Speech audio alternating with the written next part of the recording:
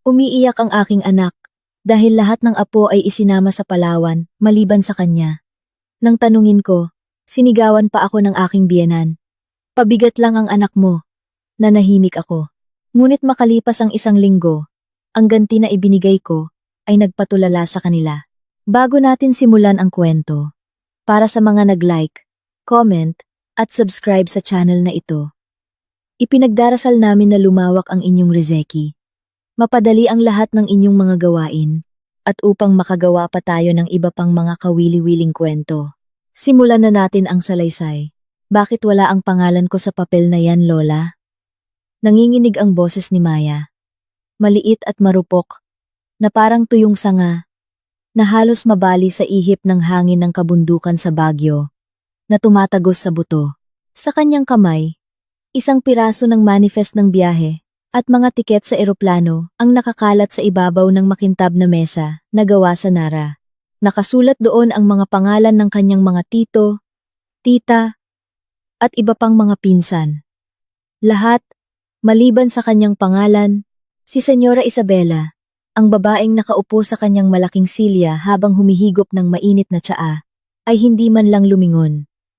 Ang kanyang mga mata ay nanatiling nakatuon sa screen ng kanyang cellphone. Maliksi ang kanyang mga daliri sa pag-scroll sa mga larawan ng mga mararangyang resort sa Palawan, nakakabook pa lang niya. Ang kapaligiran sa maluwag na sala ay tila nakakasakal.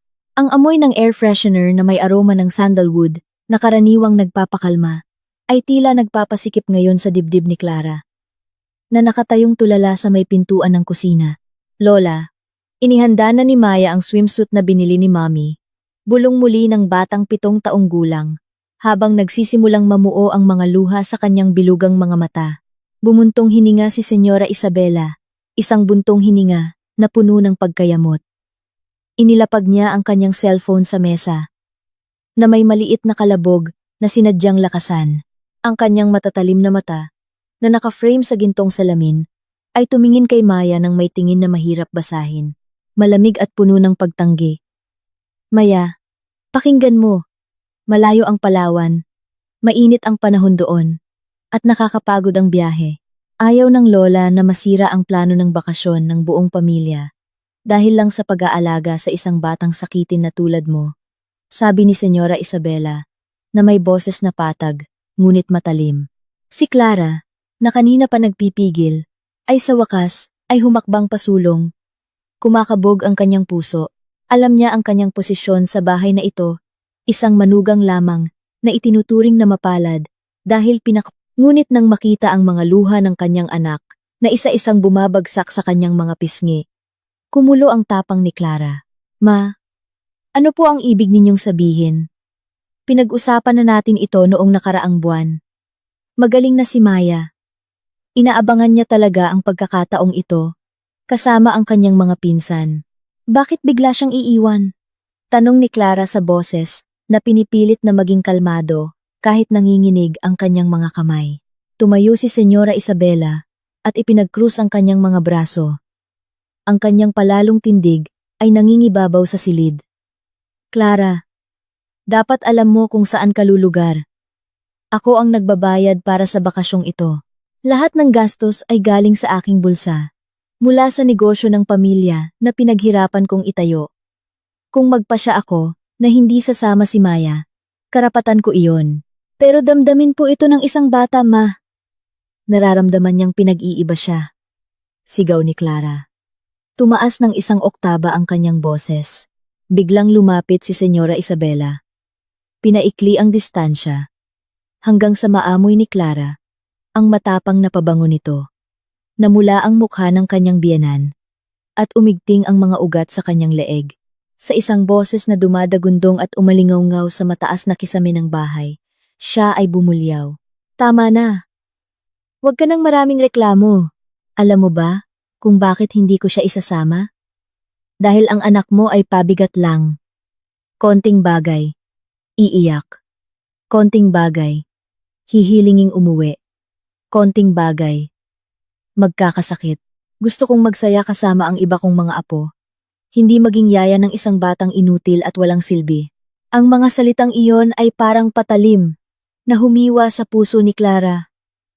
Nagulat si Maya sa sigaw. Tumakbo siya at yumakap sa kanyang ina. Ikinubli ang kanyang mukha sa duster ni Clara habang humahagulgol. Ang kanyang maliliit na balikat ay nanginginig. Ang tunog ng kanyang pigil na pag-iyak ay napakasakit pakinggan sa gitna ng biglaang katahimikan ng sala. Si Marco, ang kanyang asawa, ay kadarating lang mula sa itaas habang binubotones ang kanyang polo. Nakita niya ang eksena.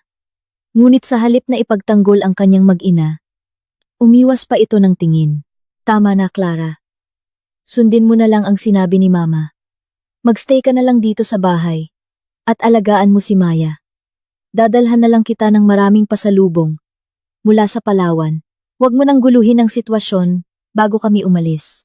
Tinitigan ni Clara ang kanyang asawa nang may di makapaniwalang tingin. Ang lalaking dapat sana'y kanyang tagapagtanggol ay piniling maging isang duwag sa ilalim ng saya ng kanyang sariling ina. Yumuko si Clara at inayos ang buhok ni Maya, nabasa pa ng luha. Isang bagay sa loob ni Clara ang nabasag sa sandaling iyon. Ang paggalang na matagal niyang iningatan. Ang pasensya na kanyang pinagyaman sa loob ng 8 taong pagsasama ay biglang nag-abo. Hindi niya sinagot ang sigaw. Hindi na siya nagmakaawa. Pinunasan ni Clara ang mga luha ni Maya gamit ang kanyang hinlalaki. At pagkatapos ay tiningnan si Senyora Isabela nang may napakakalmadong tingin. Isang katahimikan na mas nakakatakot kaysa sa isang bagyo. Si Poma, kung iyan po ang desisyon ninyo, hindi na kailangang sumama ni Maya sa Palawan, mahinang sabi ni Clara. Ngumisi si Senyora Isabela. Pakiramdam na nanalo sa debate. Ayan. Mas mabuti. Matuto kang lumugar. Ang malaking pamilya ay muling naging abala sa kanilang mga paghahanda. Nagtatawanan na parang walang pusong nasaktan. Hindi nila namalaya na sa likod ng pananahimik ni Clara, isang plano ang mabilis na nabubuo sa kanyang isipan.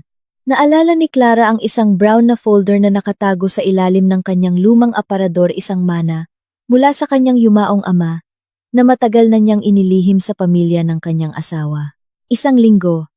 Kailangan lang ni Clara ng isang linggo para gawing abo ang mundong ipinagmamalaki nila. Kung itinuturing nilang pabigat si Maya, ipapakita ni Clara kung sino talaga ang tunay na pabigat sa lupang kanilang tinatayuan.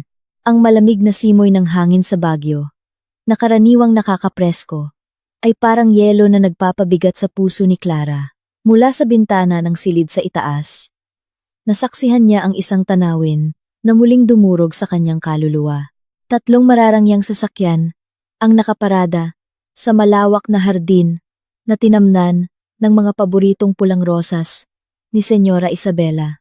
Ang ingay ng tawanan ng mga pinsan ni Maya ay malakas na naririnig, kasabay ng tunog ng mga maletang hinihila sa semento. Si Maya ay nakatayo sa tabi ni Clara. Mahigpit na hawak ang dulo ng kortina. Ang kanyang namamagang mga mata ay patuloy na nakatingin sa ibaba, sa isang malaking van kung saan ang kanyang paboritong pinsan na si Angela ay masayang iwinawagayway ang isang bagong sombrero. Mami, masama po ba talaga akong bata? Tanong ni Maya na may paos na boses. Bakit po sinabi ni Lola na pabigat lang ako? Lumuhod si Clara upang magpantay ang kanilang mga mukha. Inayos niya ang bahagyang magulong buhok ni Maya at matagal na hinalikan ang kanyang noo. Hindi, anak. Ikaw ang pinakamagandang biyaya na mayroon si Mommy. Pagod lang si Lola. At nagkamali ng sinabi. Ngayon, makinig ka kay Mommy. Hindi na tayo iiyak, ha? Mayroon tayong mas masayang plano dito. Sa ibaba, si Senyora Isabela ay abala sa pagbibigay ng mga utos sa driver at mga kasambahay na may tunong naguutos. Si Marco, ang kanyang asawa, ay abala sa paglalagay ng kanyang golf bag sa likod ng sasakyan. Ni minsan ay hindi siya tumingala sa bintana ng kanilang silid para man lang kumaway o magbigay ng tingin ng pagsisisi sa kanyang sariling anak. Para kay Marco, ang kapayapaan ng kanyang ina ang lahat. Kahit na isakripisyo pa niya ang damdamin ng sarili niyang dugo. Matapos mawala ang convoy ng mga sasakyan sa likod ng mataas na bakal na gate. Isang kakaibang katahimikan ang bumalot sa malaking bahay. Tumayo ng tuwid si Clara. Ang kanyang kalungkutan ay napalitan ng isang malamig at kalkuladong determinasyon. Naglakad siya patungo sa lumang aparador sa sulok ng silid. Dinukot ang pinakailalim na bahagi sa likod ng tumpok ng mga lumang tela na iniwan ng kanyang yumaong ama. Kinuha niya ang isang maliit na kahon na gawa sa kahoy na mahigpit na nakakandado. Nanginginig ngunit tiyak ang kanyang mga kamay. Binuksan niya ang kahon. Sa loob, may isang makapal na brown folder na naglalaman ng mga dokumento na matagal na niyang itinago para maprotektahan ang dignidad ng kanyang asawa. Sa lahat ng panahon, ipinagmamalaki ng pamilya ni Senyora Isabela na ang marangyang bahay sa Baguio at ang pabrika ng pagproseso ng strawberry sa La Trinidad ay purong bunga ng kanilang pagsisikap. Tinitingnan nila si Clara bilang isang ulilang dalaga mula sa probinsya na pinalad na makapasok sa kanilang elitistang bilog, ngunit ang mapait na katotohanan na kanilang kinalimutan o sinadyang ibaon ay ang pangunahing puhunan para sa negosyong iyon ay nagmula sa isang malaking pautang na walang interes mula sa ama ni Clara at ang lupain ng pabrika ay legal pa ring nakapangalan sa pamilya ni Clara. Ang ama ni Clara, isang simpleng ngunit matalinong may-ari ng lupa noong kanyang panahon, ay ibinigay ang lahat bilang garantiya para sa kapakanan ng kanyang anak nang ito ay ikasal. Ngunit pinagbawalan si Clara na ibunyag ito maliban kung nasa alanganing sitwasyon. Clara, hayaan mo silang maging dakila, pero hawakan mo ang susi.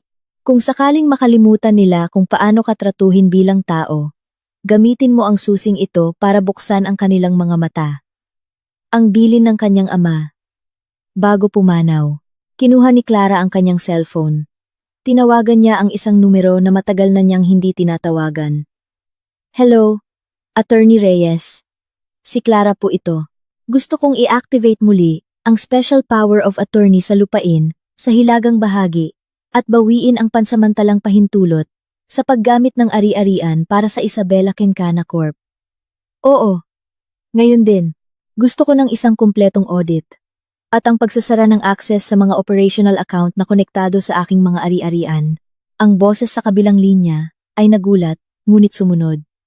Si Attorney Reyes, ang pinagkakatiwalaang abogado ng kanyang ama, na siyang nag-iingat sa lihim ng mga ari-ariang iyon. Pero Ma'am Clara, ibig sabihin nito, mapaparalisa ang operasyon ng kanilang kumpanya sa loob lang ng ilang araw, pagtiyak ni Attorney Reyes. Alam ko po, Attorney. Sabi nila, pabigat ang anak ko. Ngayon, gusto kong maramdaman nila kung paano maging pabigat sa kanila ang tunay na sitwasyon. Sagot ni Clara, na may boses na kasing patag ng ibabaw ng lawa. Nang hapong iyon, isinama ni Clara si Maya palabas hindi sa isang mataong pasyalan, kundi sa isang opisina ng notaryo at isang bangko sa sentro ng lungsod. Habang hinihintay ang kanyang ina na pumirma sa tumpok ng mga papeles, tahimik na nagdodrawing si Maya sa isang sulok. Paminsan-minsan ay sumusulyap si Clara sa kanyang anak. Sa kanyang puso, ipinangako niya na ito na ang huling beses na lulunok si Maya ng kahihiyan. Binawi ni Clara ang karapatan sa paggamit ng bahay na kanilang tinitirhan. Binawi rin niya ang lahat ng silent shares na sumusuporta sa marangyang pamumuhay ng kanyang biyenan. Ginawa niya ang lahat ng may kalmadong paraan na parang nagbubuo ng isang puzzle. Ng gabi, umupo si Clara sa tahimik na hapagkainan. Tinitigan niya ang mahabang mesa na karaniwang puno ng matatalas na komento ni Senyora Isabela tungkol sa kanyang pagluluto na itinuturing na hindi pang mayaman. Napangiti si Clara ng bahagya. Isang linggo mula ngayon, uuwi ang pamilya mula sa Palawan. Uuwi sila hindi sa isang mainit na tahanan, kundi sa isang katotohanan na sila ay mga bisita lamang sa lupang pag-aari ng taong kanilang minaliit. Isang text message ang pumasok sa cellphone ni Clara mula kay Marco. Nakarating na kami sa hotel. Napakaganda. Sayang hindi ka kasama. Pero hayaan mo na. Ang importante, masaya si Mama at hindi naiistorbo ng iyak ni Maya. Hindi sumagot si Clara. Binura lang niya ang mensahe. Pinatay ang ilaw sa sala at hinayaang balutin ng dilim ang bahay na malapit nang hindi na maging sa kanila. Ang malaking bahay, sa itaas na bahagi ng Baguio, ay tila isang monumento ng katahimikan. Walang maririnig na mapanuyang tawa ni Senyora Isabela o mga yabag ng mga pinsan na karaniwang nagtatakbuhan nang walang pakialam sa kaayusan. Natagpuan ni Clara ang isang kakaibang kapayapaan, ngunit hindi ibig sabihin na siya'y nanahimik lang. Sa likod ng malamig na hangin na umiihip mula sa direksyon ng Mountsto, Tomas, si Clara ay tahimik na nagsisindi ng apoy. Si Maya ay mas kalmado na. Ngayong araw, pinasaya ni Clara ang kanyang anak sa isang simple, ngunit makabuluhang paraan. Ginugol nila ang oras sa hardin sa likod, namimitas ng mga strawberry na nagsisimula. Nang mamula, malakas na tumawa si Maya, isang bihirang tanawin na karaniwang pinipigilan ng mapanghusgang tingin ng kanyang lola. "Mommy, bakit parang mas lumuwag ang bahay?" Tanong ni Maya habang ngumunguya ng isang piraso ng matamis at malutong na strawberry. Hinaplos ni Clara ang ulo ni Maya. "Kasi tayo na lang ngayon, anak. Walang magagalit sa'yo kung gusto mong tumakbo o kumanta. Nagpapahinga lang ang bahay na ito, tulad natin." Ngunit sa likod ng malumanay na mga salita, ang isip ni Clara ay gumagana na parang isang makina. Sa isang maliit na mesa sa sulok ng kanyang silid, ang tumpok ng mga papeles mula kay Attorney Reyes ay maayos na nakasalansan. Pinirmahan na ni Clara ang mga kasulatan para sa pagbawi ng karapatan sa pamamahala sa 3 pangunahing ari-arian.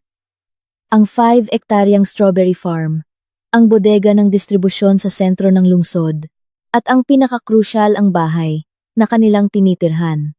Sa lahat ng panahong ito, si Senyora Isabela ay laging kumikilos na parang siya ang nag-iisang reyna.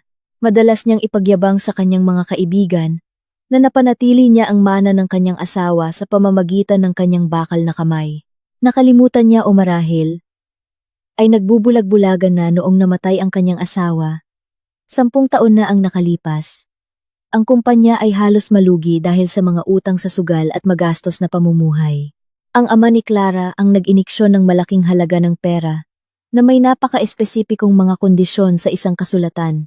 Lahat ng ari-ariang iyon ay naging buong pag-aari ni Clara, na ipinahiram lang ang pamamahala sa pamilya ni Isabela hanggat pinahihintulutan ni Clara. Naalala ni Clara kung gaano kadalas siyang ituring na pabigat dahil hindi siya nagtatrabaho at isa lamang siyang may bahay. Ang hindi nila alam, bawat piso na pumapasok sa bank account ni Senyora Isabela para bumili ng mamahaling mga bag at magpondo ng mga bakasyon sa Palawan ay patak ng pawis mula sa lupang pag-aari ng pamilya ni Clara. Oras na para magising sila sa kanilang magandang panaginip. Bulong ni Clara habang nakatingin sa screen ng kanyang cellphone na nagpapakita ng mga notification mula sa group chat ng pamilya. Sa grupo, patuloy na dumadaloy ang mga larawan ng kanilang kasayahan sa Palawan. Larawan ni Senyora Isabela na nagtotoast gamit ang isang kristal na baso. Larawan ni Marco na nag-jet ski. At larawan ni Angela na ipinapakita ang kanyang mga pinamiling branded na gamit. Walang isa man sa kanila ang nagtanong kung kumusta si Maya. Tila ang mag-ina ay binura na sa kanilang pamilya dahil lang sa hindi sila kasama. Ginawa ni Clara ang kanyang ikalawang hakbang. Tinawagan niya ang operations manager sa planta. "Sir Romy, simula bukas ng umaga, lahat ng pagpapadala ng produkto sa pangunahing distributor sa Maynila ay kailangang pansamantalang itigil. Sabihin ninyo na mayroong kumpletong internal audit sa utos ng legal na may-ari ng lupa." Utos ni Clara na may matatag na boses. "Pero Ma'am Clara, magagalit po si Senyora Isabela kapag nalaman niyang tumigil ang operasyon. Maaari po tayong magmulta sa distributor." Narinig na natatarantang sabi ni Sir Romy. "Hayaan siyang magalit. Kung tatawag siya, sabihin ninyo na binawi na ang permit sa paggamit ng lupa. Kung gusto niyang magreklamo, sabihin ninyong kausapin niya ang aking abogado. Hindi ako." Malamig na sagot ni Clara. Pagkatapos ng tawag, naramdaman ni Clara na isang malaking bigat ang nabunot sa kanyang mga balikat. Alam niyang sa Palawan, masaya pa rin ang lahat. Hindi pa nila alam na ang pabigat na anak at ang kanyang mahinang ina ay kapuputol lang ng kanilang pinansyal na hininga. Tiningnan ni Clara ang kalendaryo. 3 araw pa bago umuwi ang pamilya. Naghanda na siya ng isang sorpresa na mas malaki pa sa pagpapatigil ng operasyon ng pabrika. Umupa na siya ng mga pribadong security guard para bantayan ang gate ng bahay. Simula sa susunod na araw. Nang gabing iyon, nang balutin ng makapal na hamog ang bagyo, isinama ni Clara si Maya na matulog sa master bedroom. Ang silid na karaniwang si Senyora Isabela lang ang maaaring gumamit. Mahimbing na natulog si Maya na may ngiti sa kanyang labi. Tumingin si Clara sa mataas na kisame. Iniisip ang magiging reaksyon ng kanyang biyenan kapag nalaman niyang ang kapangyarihang ipinagmamalaki niya ay isang kastilyong buhangin lamang na handa ng tangayin ng alon. Sinabi ninyong pabigat ang anak ko. Bulong ni Clara sa dilim. Ngayon, tingnan natin kung gaano kayo magiging abala sa buhay nang wala ang yaman na ninakaw ninyo mula sa aking dignidad. Ipinikit ni Clara ang kanyang mga mata. Handa para sa kinabukasan na magiging simula ng pagguho ng peking dinastiya ng pamilya ni Isabela. Ang katahimikan sa malaking bahay ay may bigat na ngayon. Ginugol ni Clara ang umaga sa paghigop ng mapait na kape sa likod bahay. Pinagmamasdan ang hanay ng mga puno ng strawberry sa dalisdis.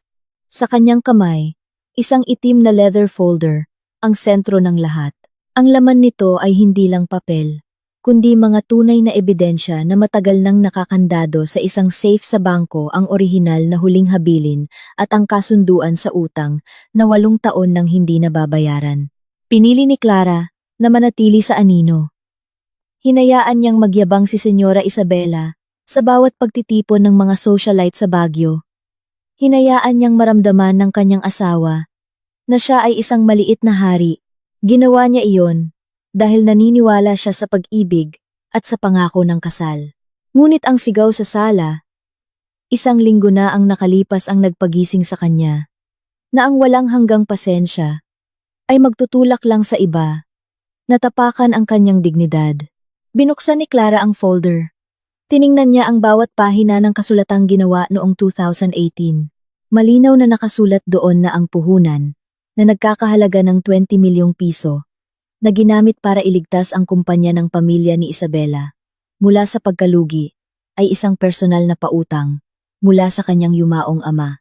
Ang collateral, lahat ng fixed assets, kasama ang marangyang bahay na ito at ang lupain ng pabrika. Nakasaad sa kasunduan na kung sa loob ng 5 taon ay hindi mababayaran ang utang, ang pagmamay-ari ay ganap na mapupunta kay Clara bilang nag-iisang tagapagmana. Ang 5 taon na iyon ay lumipas na noong nakaraang taon pa. Itay! Mahinang bulong ni Clara. Hinaplos ng kanyang daliri ang matatag na pirma ng kanyang ama. Binigyan ko sila ng karagdagang 1 taon dahil mahal ko si Marco. Pero tinawag pa nilang pabigat ang apo ninyo. Biglang nag-vibrate ang cellphone ni Clara. Pangalan ni Marco ang lumitaw sa screen. Huminga siya ng malalim. Pinakalma ang kanyang puso. At sinagot ang tawag. Clara, anong nangyayari sa planta? Natataranta ang boses ni Marco. Malayo sa mayabang na tono niya. Ilang araw na ang nakalipas. Tumawag si Sir Romy. Sabi niya, lahat ng operational accounts ay frozen. Ang delivery sa Maynila, tumigil. Si Mama, hinimatay sa lobby ng hotel dahil tinanggihan ang credit card niya nang magbabayad ng additional bill. Nanatiling kalmado si Clara. Dahan-dahan niyang ininom ang kanyang kape bago sumagot. Talaga? Baka system error lang iyan, mahal. Anong system error? Sabi ni Sir Romy. Utos daw ito ng legal na may-ari ng lupa. Sabi niya, pangalan mo raw ang lumabas sa audit documents. Clara, ipaliwanag mo sa akin. Ano to? Tumaas na ang boses ni Marco, halong pagkalito at galit. Mahal, di ba sabi mo, wag na akong magreklamo at alagaan ko na lang si Maya dito sa bahay? Iyon ang ginagawa ko. Inaalagaan ko ang bahay ko, ang pag-aari ng anak ko. Sagot ni Clara na may boses na napakapatag. Anong bahay mo? Bahay to ni Mama. Mana mula kay Papa. Sigaw ni Marco. Naririnig ni Clara ang hysterical na boses ni Senyora Isabela sa background. Sumisigaw at minumura ang receptionist ng hotel. Tingnan mo ulit ang mga dokumento, mahal. O tanungin mo si mama kung kailan siya huling nagbayad ng utang sa yumaong tatay ko. Nagpadala na ako ng opisyal na abiso sa pamamagitan ng abogado sa email ng kumpanya kaninang umaga. Tapos na ang bisa ng pahintulot sa paggamit ng mga ari-arian. Clara, nababaliw ka na ba? Natrap kami dito sa Palawan. Hindi namin mabayaran ang natitirang bill sa hotel. At may problema ang tiket namin pauwi dahil biglang kinansela ng travel agent ang booking. Naghihiganti ka ba dahil lang sa maliit na issue kahapon? Ngumiti si Clara. Isang ngiti na hindi makikita ni Marco. Maliit na issue. Ang pagdurog sa puso ng isang bata at pagpapahiya sa kanya sa harap ng lahat ay hindi maliit na issue para sa akin. Sinabi ninyong pabigat si Maya. Di ba? Ngayon, sino ang tunay na pinapabigatan ng sitwasyon? Nang hindi naghihintay ng sagot, pinatay ni Clara ang tawag. Binlock niya ang numero ni Marco, ni Senyora Isabela, at ng lahat ng miyembro ng pamilya na nasa Palawan. Gusto niyang maramdaman nila ang tunay na pag-aalala. Ang pag-aalala dahil wala silang kontrol sa kanilang buhay, tulad ng madalas nilang gawin sa kanya. Binalingan ni Clara si Maya na abala sa pagkukulay sa carpet. Anak, ngayon, iimpake natin ang mga damit natin. Lilipat tayo sa mas komportabling bahagi ng bahay simula bukas. Saan po tayo lilipat, Mami? Naguguluhang tanong ni Maya. Hindi kalayuan. Papalitan lang natin kung sino ang may hawak ng susi sa pinto, sagot ni Clara na may lihim. Nang tanghali, ilang lalaking nakaitim na uniforme ang dumating. Sila ang security team na inupahan ni Clara sa pamamagitan ni Attorney Reyes. Ang kanilang gawain ay simple ngunit krusyal. Siguraduhing walang mahalagang bagay na mailalabas sa bahay bago matapos ang audit, at siguraduhing sinumang darating na walang nakasulat na pahintulot mula kay Clara ay hindi makakapasok. Nakatayo si Clara sa balkonahe. Tinitingnan ang bakal na gate na ngayon ay mahigpit na binabantayan. Alam niyang sa Palawan, isang bagyo ang nagngangalit. Ang pamilyang dati tumatawa sa pagdurusa ng kanyang anak ay ngayon ay nagkukumahog na umuwi gamit ang natitirang cash sa kanilang mga pitaka. At pagdating nila sa Baguio, malalaman nilang ang malamig na hangin ng kabundukan ay mas magiging nagyeyelo kaysa sa kanilang inaakala. Ang kinang ng Palawan na dating paraiso ay biglang naging impyerno para sa pamilya ni Senyora Isabela. Sa isang 5-star hotel sa El Nido, ang dapat sanay masayang ambiance ay puno ng tensyon. Si Senyora Isabela ay nakaupong nanlalambot sa sofa ng lobby. Ang kanyang mukha na dating makinis dahil sa mamahaling makeup ay ngayon ay maputla at pagod. Sa harap niya, isang hotel manager ang nakatayo, nang magalang ngunit matatag. Ipinapaliwanag na ang kanyang credit card ay permanenteng tinanggihan ng bangko. Imposible! Bilyon-bilyon pa ang ipon ko! Subukan mo ulit! Sigaw ni Senyora Isabela, na umalingaw-ngaw at nakakuha ng atensyon ng mga dayuhang turista. Sinubukan ni Marco na pakalmahin ang kanyang ina, habang patuloy na nakadikit ang cellphone sa kanyang tainga. Hindi makontak si Clara, ma. Binablock niya tayong lahat, sabi rin ni Sir Romy. Selyado na raw ang planta ng mga tauhan ng abogado ni Clara. Tayo, wala na tayong access sa lahat. Anong klaseng asawa siya? Ang lakas ng loob niyang gawin to sa biyenan niya. Hinampas ni Senyora Isabela ang mesa. Ngunit nanginginig ang kanyang kamay. Ang takot ay nagsimulang gumapang sa gitna ng kanyang galit. Sa buong panahon, nabuhay sila sa ilusyon na si Clara ay isang sunod-sunurang palamuti lamang. Itinuring nilang si Clara ay isang babaeng probinsyana na walang alam sa negosyo, na marunong lang magluto at mag-alaga ng anak. Hindi nila inakala na natutulog sila sa ilalim ng isang bubong na ang pundasyon ay hawak pala ni Clara. Nang walang access sa mga account ng kumpanya, napilitan ang pamilya na gamitin ang kanilang natitirang cash para bayaran ang mga multa at bumili ng tiket sa economy class. Isang malaking insulto para kay Senyora Isabela na sanay sa business class. Umuwi sila na may nag-aalab na galit. Nagpaplano kung paano susugurin si Clara pagdating sa Baguio. Samantala, sa Baguio, si Clara ay kumikilos ng may nakamamatay na kahusayan. Hindi siya naninira. Binabawi lang niya ang sa kanya. Nag-imbita si Clara ng isang independent curator at isang team ng mga appraiser sa bahay. Kalmado niyang ipinakita ang mga dokumento na nagpapatunay na halos lahat ng mararangyang muebles. Koleksyon ng mamahaling relo sa master bedroom, hanggang sa mga sasakyan sa garahe, ay binili gamit ang dibidendo ng kumpanya na legal na pag-aari ni Clara na hindi kailanman ibinayad sa kanya sa loob ng 5 taon. Siguraduhin ninyong lahat ng gamit ay mai-inventory ng maayos. Attorney Reyes, sabi ni Clara, gusto kong malinis lahat. Ang mga personal na gamit ni Senyora Isabela at ni Marco, pakihiwalay sa mga karton at ilagay sa likod na bodega. Wala silang maaaring dalhin maliban sa kanilang mga damit. Sigurado po ba kayo rito, Ma'am Clara? Ang relasyon ng pamilya ay maaaring hindi na maayos pa. Nag-aalang ang tanong ni Attorney Reyes. Huminto si Clara at tiningnan ang isang malaking family portrait na nakasabit sa dingding sa larawan. Siya at si Maya ay nasa pinakadulo, halos hindi makita. Patay na ang relasyong iyon mula nang magpasya silang itapon ang damdamin ng anak ko, attorney. Tinitiyak ko lang na simula ngayon, wala nang makakapang-insulto kay Maya gamit ang yaman ko. Nang hapon, nagsimulang magbago ang paligid. Ang mga kapitbahay at kasosyo sa negosyo ay nagsimulang magbulungan nang makita ang mahigpit na seguridad sa gate. Ang balita tungkol sa paghinto ng operasyon ng Isabela Kencana Corp ay kumalat na sa buong lungsod. Isinama ni Clara si Maya sa silid at binasahan ito ng kuwento. Tila walang bagyong paparating. Ngunit sa ilalim ng kanyang unan, itinago ni Clara ang isang court order para sa pagpapaalis sa bahay bilang pag-iingat. Gabi, bandang 10:00, isang ingay ng sasakyan ang biglang huminto sa harap ng gate. Ang ilaw ng sasakyan ay tumama sa 2 security guard na nakatayo at humaharang sa daan. Nakatayo si Clara sa balkonahe. Nakikita ang 3 taxi na naghatid sa pamilya mula sa airport. Nakita niya si Marco na nagmamadaling bumaba. Kasunod si Senyora Isabela na pagod na, ngunit ang mga mata ay nag-aapoy sa galit. Sinubukan nilang pumasok, ngunit hinarangan sila. Buksan niyo ang pinto!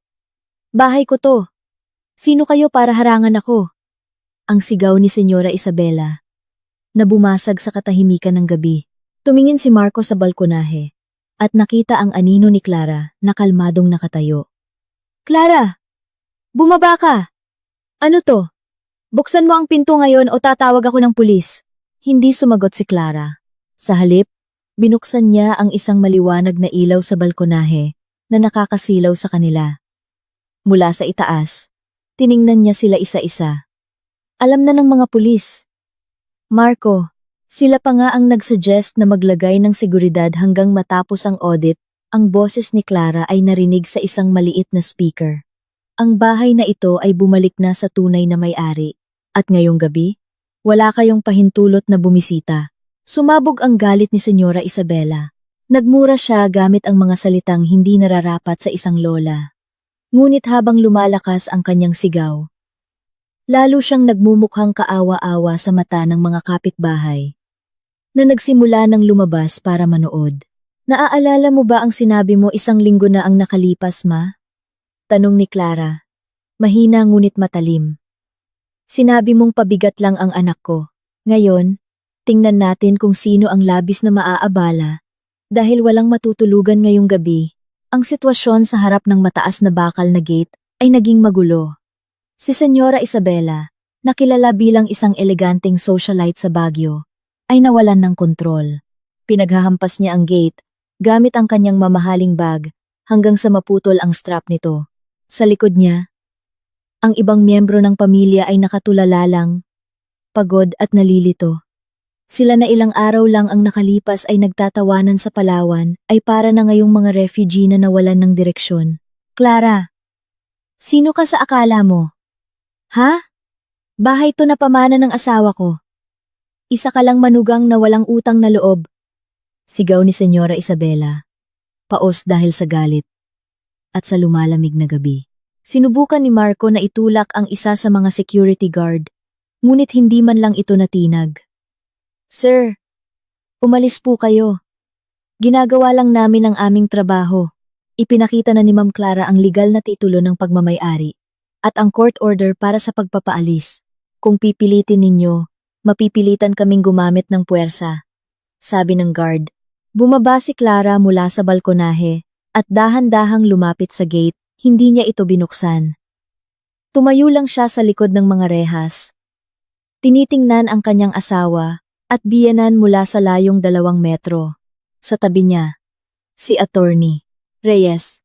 Hawak ang itim na folder na siyang naging sandata niya. Marco, Mama, pakibasa muna ito, sabi ni Clara habang inaabot ang ilang kopya ng dokumento sa siwang ng gate. Kinuha ito ni Marco ng marahas. Sa tulong ng flashlight ng kanyang cellphone, binasa niya ang bawat salita. Ang kanyang mukha na dati namumula sa galit ay unti-unting namutla. Nagsimulang manginig ang kanyang mga kamay. Nang mabasa niya ang sugnay, tungkol sa paglipat ng pagmamay-ari, dahil sa utang na hindi nabayaran ng mahigit 5 taon. Imposible to. 20 milyon? Kailan pa nagkaroon ng ganito kalaking utang si Papa sa tatay mo? Bulong ni Marco. Halos hindi marinig. Mula noong halos malugi ang kumpanya ninyo 10 taon na ang nakalipas, Marco. Ibinigay ng tatay ko ang lahat dahil nagtiwala siya sa akin. Nagtiwala siyang sa perang iyon. Ituturing ninyo akong mabuti bilang pamilya. Pero ginamit ninyo ang perang iyon para palakihin ang inyong kayabangan. Sagot ni Clara. Kalmado ngunit tumatagos. Inagaw ni Senyora Isabela ang papel. Binasa niya ito na nanlalaki ang mga mata. Peke to! Pineke mo ang pirma ng asawa ko! Tuso ka, Clara. Ipa-forensic ninyo kung nagdududa kayo, Ma. Pero kailangan ninyong malaman. Simula ngayong gabi, lahat ng pasilidad sa ilalim ng Isabela Quencana Corp ay binawi ko na. Kasama ang mga sasakyan, ang bahay na ito, at ang access sa mga bank account na ginagamit ninyo sa paglustay. Huminga ng malalim si Clara. Tinitigan si Senyora Isabela sa mata. Sinabi ninyong pabigat ang anak ko. Ngayon, binibigyan ko kayo ng pagkakataong hindi na maabala sa amin. Maghanap kayo ng ibang tirahan na hindi pabigat. Si Angela, ang pinsan ni Maya na madalas mang-asar, ay nagsimulang umiyak dahil sa lamig at takot. Ang kanyang ina, hipag ni Clara, ay sinubukang magmakaawa. Clara, ate, parang awa mo na. Kagagaling lang namin sa mahabang biyahe. Kawawa ang mga bata, gutom, at giniginaw. Pumasok muna kami. Pag-usapan natin to ng maayos sa loob. Tumingin si Clara kay Angela at sa kanyang hipag. Nasaan ang awa na iyon noong nakita ninyong umiiyak si Maya dahil iniwan ninyo? Nasaan ang konsensya ninyo noong hinayaan ninyong insultuhin ni Mama si Maya bilang pabigat sa hapagkainan? Noong mga oras na iyon, lahat kayo ay tahimik. Nagsaya kayo sa ibabaw ng luha ng anak ko. Ngayon, tamasahin ninyo ang bunga ng ginawa ninyo. Napaupo si Marco sa kalsada. Alam niyang nawala na sa kanya ang lahat. Isang tapat na asawa, isang matamis na anak, at ang komportabling buhay na inakala niyang karapatan niya. Tumingin siya sa marangyang bahay, na ngayon ay tila napakalayo. Clara, parang awa mo na. Huwag ganito. Asawa mo ako. Hagulgol ni Marco. Asawa kita. Pero hindi ka naging isang ama na nagpoprotekta kay Maya. Mas takot ka pa sa galit ng nanay mo, kaysa sa iyak ng sarili mong anak.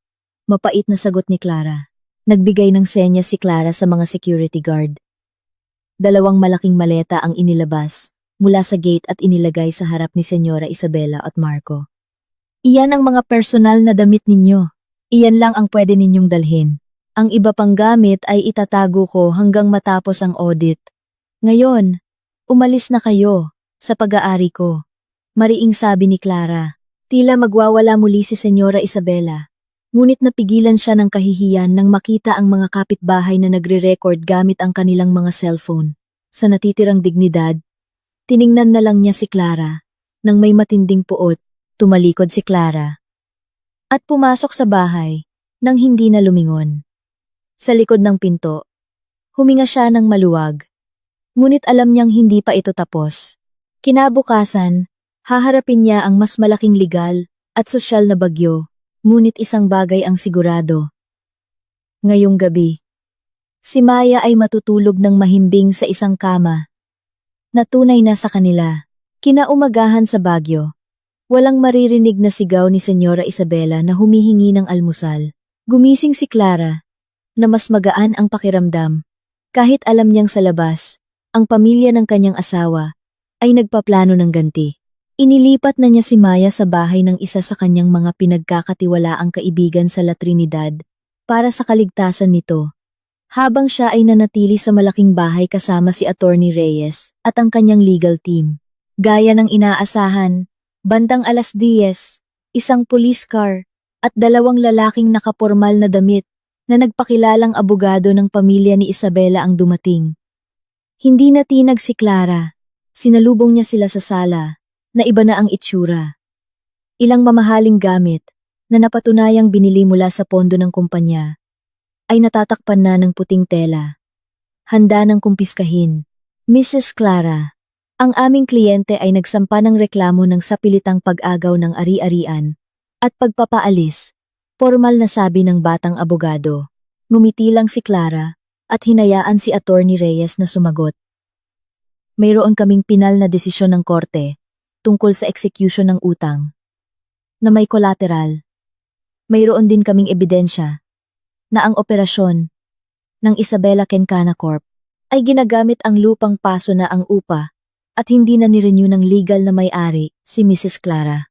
Si Marco, na kasama ng abogado, ay mukhang pagod at may mapupulang mata. Sinubukan niyang lapitan si Clara. Clara, nakikiusap ako. Si Mama, nasa klinika ngayon. Dahil sa sobrang pagkabigla, wala siyang matirhan. Lahat ng assets niya nakapangalan sa kumpanya na ngayon ay selyado mo. Wala ka na bang puso? Matapos ang lahat ng pinagsamahan natin, tiningnan ni Clara ang kanyang asawa. Puso? Marco? Nasaan ang puso mo? Noong sinigawan ni Mama si Maya at tinawag siyang walang silbi, nasaan ang puso mo noong nagpapakasaya kayo sa Palawan, habang ang anak mo ay nagtatanong kung ano ang kasalanan niya? Pero salita lang yon, Clara. Huwag mong ikumpara sa material na bagay. Naiinis na sabi ni Marco. Para sa isang ina, ang luha ng kanyang anak ay mas mahalaga kaysa sa lahat ng yaman sa bahay na ito. Marco, matalas na sagot ni Clara. Sabi mo tungkol lang ito sa yaman. Di ba? Hindi. Tungkol ito sa dignidad. Nanahimik ako dahil iginagalang kita bilang asawa. Pero noong nabigo kang protektahan si Maya mula sa galit ng nanay mo, doon mo nawala ang karapatan mo sa aking paggalang. Naging mainit ang diskusyon. Ngunit sa bawat butas na sinusubukang hanapin ng kampo ni Isabela, laging may sagot si Attorney Reyes na may kasamang ebidensya. Lumabas na sa loob ng maraming taon, si Senyora Isabela ay nagsagawa ng maraming manipulasyon sa buwis at financial reports para pagtakpan ang mga utang. Hawak ni Clara ang alas na maaaring magpakulong sa kanyang biyenan. Sabihin ninyo kay Senyora Isabela. Putol ni Clara sa usapan. Hindi ko siya idedemanda para sa financial fraud na ginawa niya, basta't pipirmahan niya ang isang kasulatan na hindi na niya guguluhin ang buhay namin ni Maya. At kailangan niyang aminin sa sulat na lahat ng ari-ariang ito ay sa akin. Nanlaki ang mga mata ni Marco. Gusto mong itakwil si Mama? Gusto ko lang matuto si Mama ng leksyon. Sinabi niyang pabigat ang anak ko. Ngayon, hayaan siyang maramdaman kung gaano kahirap mabuhay nang wala ang lahat ng bagay na karapatan pala ng batang hinamak niya. Matatag na sagot ni Clara. Nang hapon, umalis si Marco at ang kanyang abogado na walang nagawa. Sa labas, nakita ni Clara ang kanyang mga hipag na dati nang mamaliit sa kanya na ngayon ay nakatingin na lang mula sa malayo nang may takot at hiya. Pumunta si Clara sa walang laman na silid ni Maya. Umupo siya sa gilid ng kama. Tinitingnan ang isang maliit na larawan ni Maya na nakangiti. Tumulo ang luha ni Clara. Hindi luha ng kalungkutan, kundi luha ng kalayaan. Nagampanan niya ang kanyang tungkulin bilang isang ina. Ipinakita niya sa mundo na ang karangalan ng kanyang pamilya ay hindi nabibili at ang luha ng kanyang anak ay may katumbas na kabayaran. Isang hakbang na lang ang natitira para matapos ang lahat. Isang hakbang na magtitiyak na ang bukas ay tunay na magiging isang bagong simula para kay Clara at Maya. Sa malamig ngunit ngayon ay mas palakaibigang lungsod ng Baguio. Kinabukasan, malinis ang langit sa Baguio. Kitang-kita ang bundoksto. Tomas. Sa sala ng malaking bahay, formal ang lahat. Nakaupo si Clara sa pangunahing silya. Suot ang isang modernong puting Filipiniana na nagpapakita ng kanyang autoridad. Sa harap niya, si Senyora Isabela ay nakaupo ng nanlalambot, kasama si Marco na nakayuko. Wala nang sigawan, tanging katahimikan ng mga taong talunan. Inilatag ni Attorney Reyes ang mga dokumento. Ito po ang kasunduan. Kung pipirmahan ito ni Senyora Isabela, aatrasin ni Mrs. Clara ang kaso. At magbibigay ng 100,000 piso bilang tulong para makahanap si Senyora ng bagong, mas simpleng tirahan. Tiningnan ni Senyora Isabela ang halaga. Napakaliit nito kumpara sa halaga ng kanyang mga bag. Ngunit ngayon, ito na lang ang kanyang pag-asa. Nanginginig niyang kinuha ang ballpen. Bago pumirma, tumingin siya kay Clara. Wala ka talagang awa, Clara. Sinira mo ang pamilyang ito dahil lang sa isang insidente. Umiling si Clara. Hindi dahil sa isang insidente, ma. Iyon ang huling patak na nagpaapaw sa aking pasensya. Sinira ko ang ilusyon ninyo ng kapangyarihan para matuto kayo tungkol sa pagiging tao. Minaliit ninyo si Maya dahil pakiramdam ninyo, napakataas ninyo. Ngayon, pantay na tayo. Matapos ang pirmahan, tumayo si Senyora Isabela at Marco. Dinala nila ang kanilang mga gamit sa mga simpleng karton. Sa may pinto, huminto si Marco.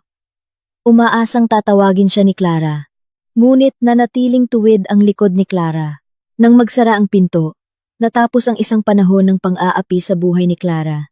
Ilang oras ang lumipas, dumating si Maya. Mami, tahimik na ang bahay, sabi niya habang yumayakap. Kinarga ni Clara ang kanyang anak. Oo, anak, sa atin na lang ang bahay na ito. Wala nang magpapaiyak sa'yo. Wala nang magsasabing pabigat ka. Nagpa siya si Clara na ibenta ang malaking bahay. Masyadong maraming mapait na alaala.